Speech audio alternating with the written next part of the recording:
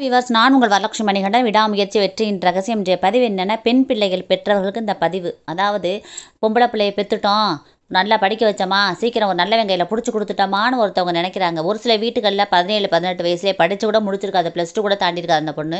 நாங்கள் பொம்பளை பிள்ளையை பெற்றுட்டோம், வயசுக்கு வந்த பிறகு வீட்டில் வச்சுக்க மாட்டோம், உடனே கல்யாணம் பண்ணி கொடுத்தே தான் ஆவோம்னு சொல்லி நல்லவனாக பார்த்தா கொடுக்குறாங்க, இல்லைன்னு சொல்லலை.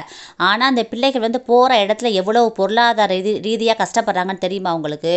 ஆனால் அந்த பிள்ளைங்க அவங்க அப்பா அம்மாட்ட சொல்லாதுங்க, நாங்கள் இவ்வளோ கஷ்டப்படுறோம்னு சொல்லி. அப்பா அம்மா கஷ்டப்படுவான்னு மனசுக்குள்ளேயே வச்சுக்கிட்டு எவ்வளவோ பெண்கள் இன்னும் வாழ்ந்துக்கிட்டு இருக்காங்க.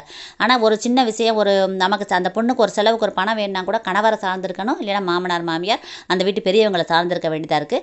தன்னை அவளாக ஒரு செலவு பண்ண முடியலை, செலவு பண்ணிட்டாலுமே நீ என்ன சம்பாத்தியம் பண்ணி கொண்டு வந்திருக்கியா, எப்படி செலவு பண்ணணும் ஒரு கேள்வி வந்துடுது. அவள் மனசுக்குள்ளே அவ்வளவு போராட்டங்களை தாங்கி வாழ்ந்துக்கிட்டு இருக்கா. அதனால் பொம்பளை பிள்ளையை பெற்றவங்க நல்லா படிக்க வச்சு அந்த பொண்ணு ஒரு ஜாப் தேடின பிறகு நீங்கள் கல்யாணம் பண்ணி கொடுத்தீங்கன்னா அந்த பொண்ணு போகிற இடத்துல நல்லா இருப்பா, மரியாதையோடு நடத்த